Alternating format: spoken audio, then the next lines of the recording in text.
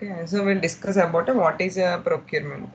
So procurement in the sense, so the acquiring of goods, like gaining of goods or services, we call it as a procurement. So whenever there is an organization, if you want to purchase a goods and services, then that one we call it as a procurement. So we call it as a purchasing also. So that is your purchasing. Can you share your screen? Yeah, sharing. That is your purchasing. So whenever you want to buy the goods or services, you call that one as a purchasing. But procurement is also something like a purchasing only. So the acquiring of goods, we call it as a procurement also. But the procurement will indicate say several other factors also. Your supplier quality. So even in the procurement, you will check whether the supplier quality is good or not, and how is the transportation, how will be the logistics. Okay, so here not only includes your purchasing, but also it includes your supplier quality, the transportation. Okay, everything will be included in your procurement, not only the purchasing. So purchasing is a part of the procurement. Okay, so this procurement deals with your sourcing activities also. So if the vendor is saying a high price, so you can negotiate. So the procurement includes the negotiation of price also. Even the selection of goods, the negotiation of price, all this includes your procurement. Okay, so purchasing deals with the how goods are ordering, like how to purchase a goods. So it involves the goods and services. So that is the difference between your purchasing and a procurement in a business terminology. So we have a different types of procurement.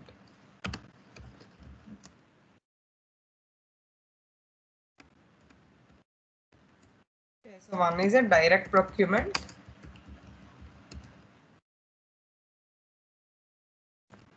So direct procurement means a normal procurement. So when you want to purchase any stock, any material, then you will call it as a direct procurement. Okay.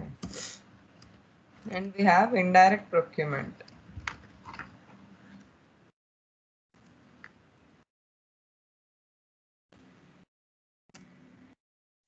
Indirect procurement in the sense, so it will not be used for the stock of your material. It will be used for your consumables. For example, there are some office supplies. So you have a office also, or else you have a manufacturing company. So you want to purchase a machinery for your company. So that procurement you call it as a, so only for the company purpose, only for the office supplies you are buying. That we call it as a indirect procurement. Okay, or else a consumption consumable materials also. So for these type of material, there is no inventory management needed because you are not storing the material after manufacturing. So directly you are consuming, even for office supplies, or else directly you are consuming without any inventory. So that is your indirect procurement. So we call them as a consumables also. Consumables or office supplies comes under a indirect procurement.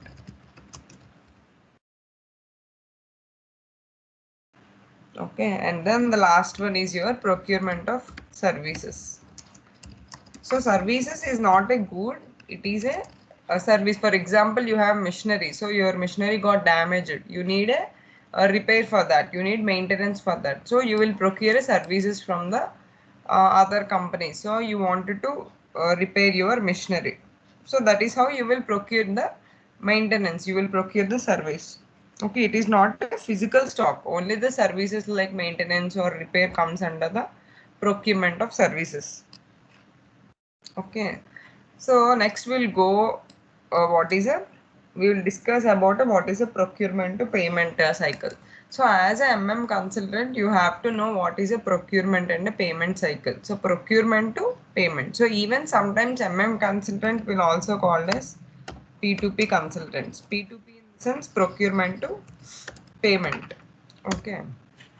So you need to know the flow of the So how will deal and what is the process we are involving. Okay, that is your P2P cycle. So where the process is going to start and when the process is going to end, we will discuss.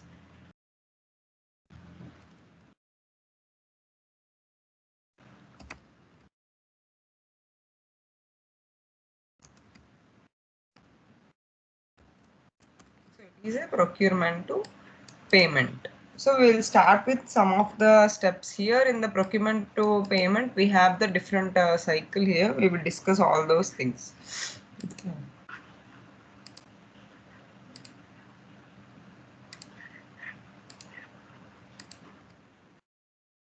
So here in this procurement to payment cycle, first we will discuss about a determination of requirement. So the procurement always starts with the requirement. For example, you have a company, or not only in the large size companies, even our home also, if you have any requirement to purchase, first you will write down the list of your requirement. So sugar 1 kg, like this they will write the whatever the household goods are there. So you are going to write the list of your requirements here. Okay, even the companies also, they will write the list of their requirements. So today, for example, company requires this material. They require 90 kgs and they have a other material. So they require this 34 kgs. So like this, so which material, how much quantity they require, they will write it on the list. Okay, so that step we call it as that is your first step. So before purchasing, first you need to know what you need to purchase from the external vendor. Okay, so that we call it as a determination of a requirements. So where you have to know what is the company's requirement here. Okay, here you are going to write the list of all your requirements. So in the SAP terminology, you will call this list of requirements as a purchase requisition. So purchase requisition is an internal document where you will maintain the list of requirements of a company. So what is the material and how much quantity you require, when should be your delivery date. So when you require the material, all these details you will maintain in this internal document. Okay, so the purchase requisition is a document. This is your first step. First you will determine your requirements.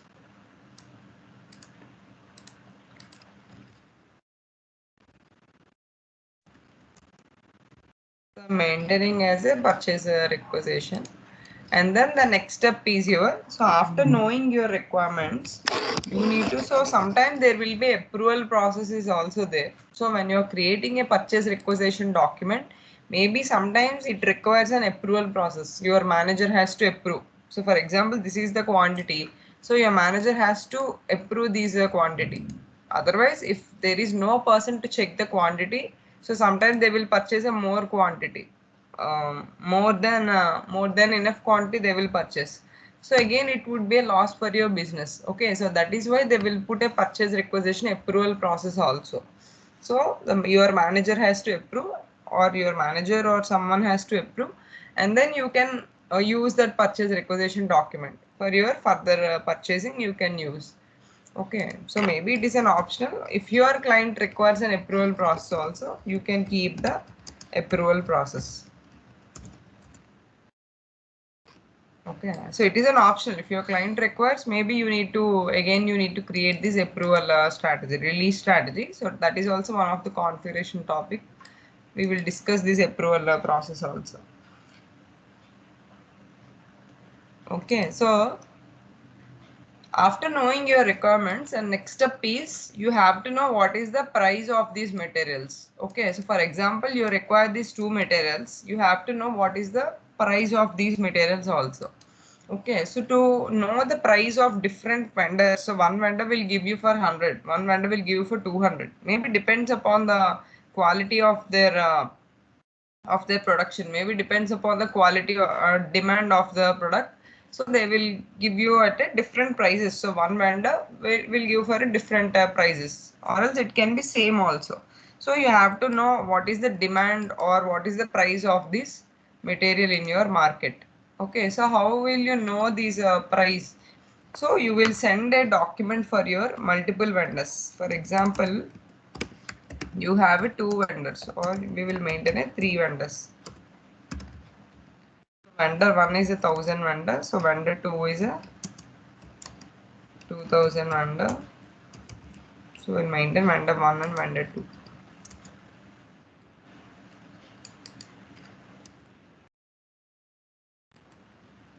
So your vendor 1 and your vendor 3. So like this you have a 3 vendors, you know.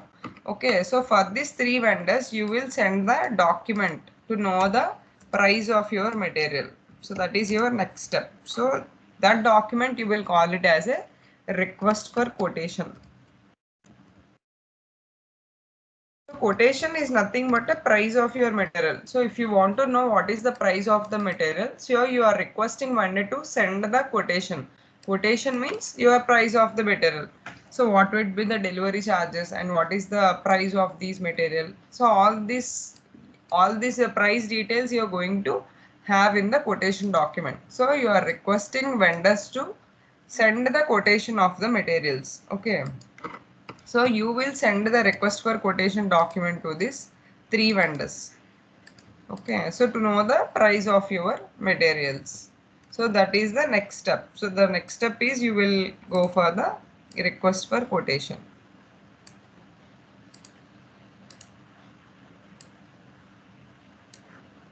So this is also one of the purchasing documents. Again, so this is just a cycle, or we will discuss each and every document. So every document is a one topic in a SAP. Okay, so again we will discuss about this RFQ and purchase requisition in detail, how to create these documents in a SAP system.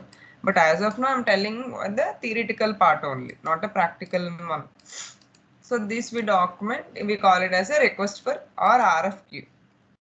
So in the short terms, you will call it as a RFQ document. So you are going to send these requests for quotation to these 3 vendors. Okay, so if vendors are fine, they will come back with the quotation.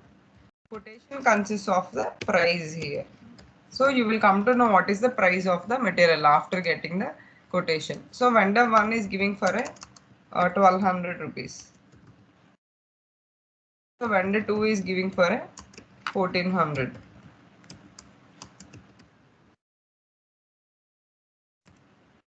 So vendor 3 is giving for a 1100.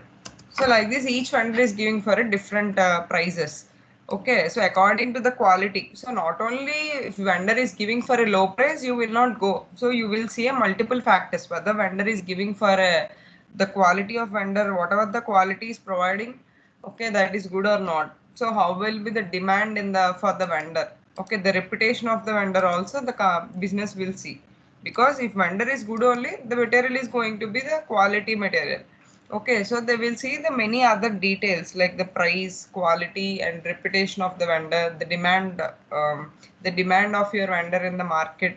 So there are many other factors business will consider, and based on all these factors, they will select one vendor. So after getting the price of the material, then what you need to do, you need to identify your vendor. So identifying a source of supply, or simply you will call it as a vendor selection. We'll select one vendor here. So after request for quotation, so vendor will come back with the quotation.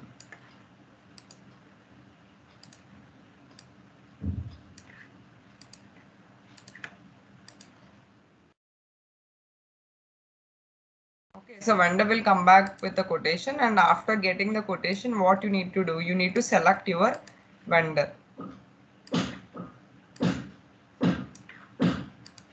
Okay, so here I am maintaining as a vendor selection.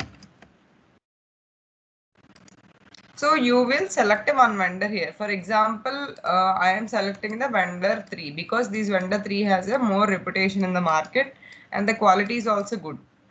Okay, or else I will select a vendor 1. Even though vendor 3 is giving for 1100 rupees, so I am going for the vendor 1 only because the vendor's quality is good and the reputation is also good. Okay, so the previous whoever purchased the material from this vendor are satisfied. Okay, so you will know all these details. You have to verify all these details and you need to select a one vendor here. Here I am selecting a vendor 1. So mostly business will prefer the vendor who is giving for less price, but you need to see the other factors also. You need to check the quality of your material also. Okay, so I'm going for the vendor 1. So after knowing the vendor, what we need to do? So we need to create a purchase order. So now you will raise a order. So after choosing your vendor, you will raise a purchase order. So in this purchase order, you will maintain a many details like what is the material, how much quantity, what is the price of your material, delivery date. Okay, all these details, your planned delivery address. Okay, so you will send this document to your vendor. Okay, so even if you do the online shopping also, like your Amazon, you will place an order, right? So like that business also, if business also requires any material, so they will create a purchase order. They will create a order. Okay, so this is an external document. The purchase order is an external document where you will send the purchase order to the external vendor. So external for vendor one, you will send this purchase order document. Okay, so you will send this document to your vendor. So that vendor will come to know what is the material and how much quantity you require and what is the price. All the terms and conditions also you can maintain in your purchase order. So after vendor selection, what we are doing? So we are creating a purchase order.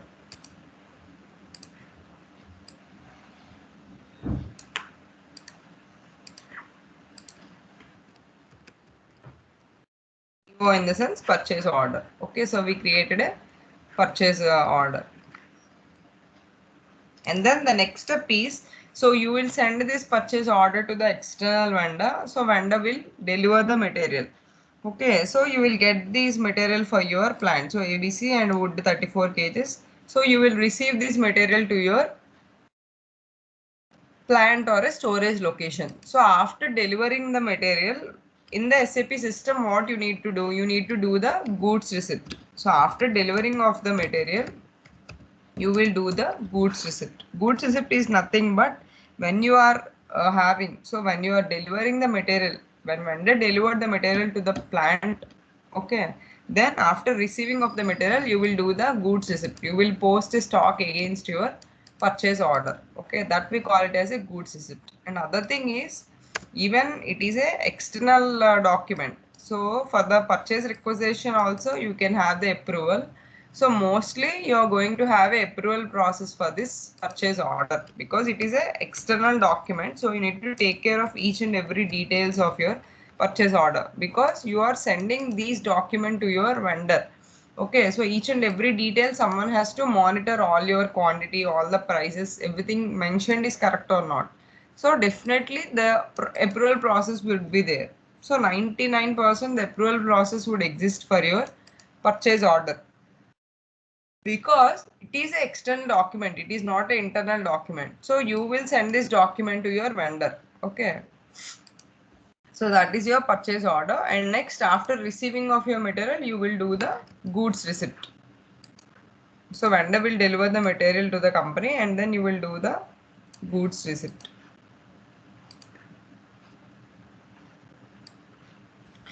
Okay, so what exactly the good receipt functions will do? Whether the supplier will The be stock providing will his. post. Yeah, so in the system has to know, right? So because the stock got posted. So for example, the vendor delivered the quantity to the company.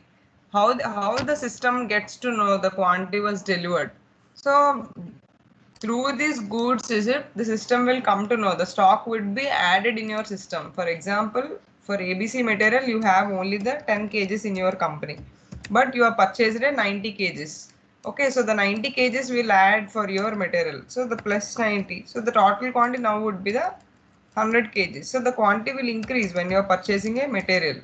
Okay, so the quantity will get posted for your material when you are doing a goods receipt. This is with respect to the invoice from the supplier. No, no, against a purchase order you will do, not the Okay. invoice. Invoice is nothing but a payment. So after receiving, you will do the invoice. Okay. Okay, so against a purchase order you will do. So you can do a GR against several documents, but here as a standard procurement, you will go for goods receipt against your purchase order. Okay. So the next step is after receiving your material, so you will check whether the ordered quantity is equal to the delivered quantity or not. So this is what you ordered. Okay, so the 90 kgs you ordered. So whether you ordered 90 kgs, whether delivered is 90 kgs or not, whether you got these material 34 kgs or not. So you will check everything. So that process we will call it as a invoice verification.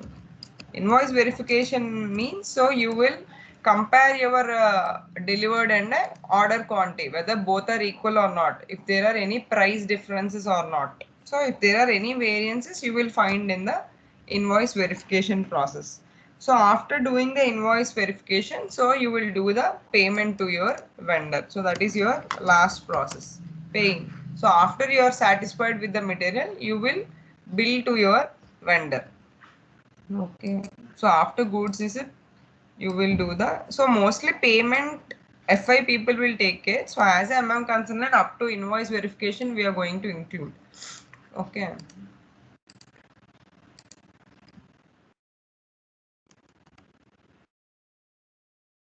Invoice verification,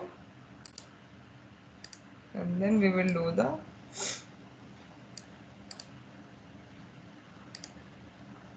so this is the last step.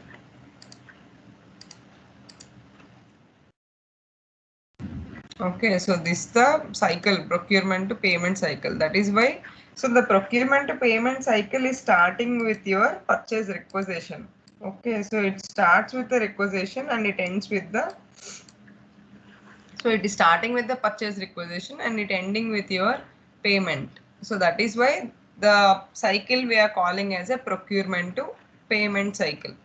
Okay, so first you will create a purchase requisition and then you will create a request for quotation. So after sending the quotation to the from the vendor, so you will select your vendor based on the price and based on some of the factors.